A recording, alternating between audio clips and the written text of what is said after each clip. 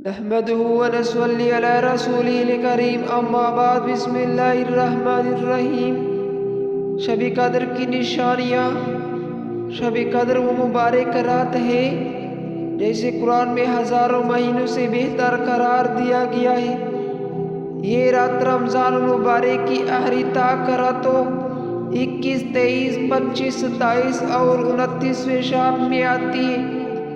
نبی کریم صلی اللہ علیہ وسلم اس رات کی کچھ نشانیاں بیان فرمائی ہیں جو درجہ ذیل ہے۔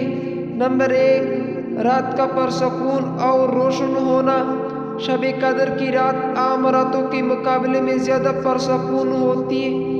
اس رات ہوا ہلکی اور خوشگوار ہوتی ہے، نہ زیادہ گرم اور نہ زیادہ ٹھنڈی۔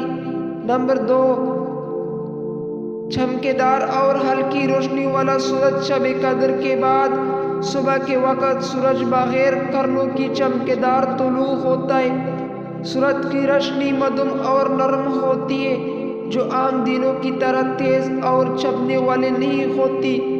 نمبر 3، دلوں کو سکون اور روحانی خوشی محسوس ہونا۔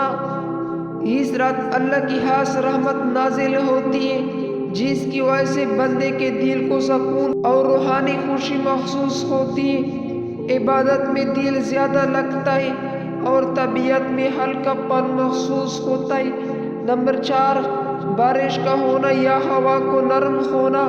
بعض روایات میں آتا ہے کہ شب قدر کی رات بارش ہو سکتی ہے یا ہوا نرم اور خوشگوار ہوتی ہے۔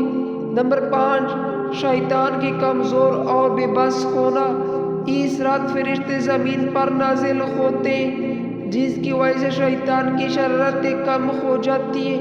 نمبر 6، زمین اور ماحول میں سکون اور نورانیت۔ اس رات زمین پر عجیب سا نور اور روشنی محسوس ہوتی ہے جو عام راتوں میں نہیں ہوتی۔ نمبر 7، دعائیں کی قبولیت اور عبادت میں مزہ آنا۔ اس رات دعائیں فوراً قبول ہوتی ہیں اور عبادت میں خاص لذت اور توجہ حاصل ہوتی ہے۔ شب قدر میں کی جانے والی اہم عبادات: نماز، تہجد اور نوافل، قرآن کی تلاوت، درود شریف کی کثرت، توبہ و استغفار، صدقہ و خیرات۔ شب قدر کی مخصوص دعا: اللہم انک عفو تحب العفو فاعف عني۔ اے اللہ، تو معاف کرنے والا ہے اور معافی کو پسند کرتے، بس مجھے معاف فرما۔ اللہ تعالی ہمیں شب قدر کی برکتیں اور مغفرت عطا فرمائے، آمین۔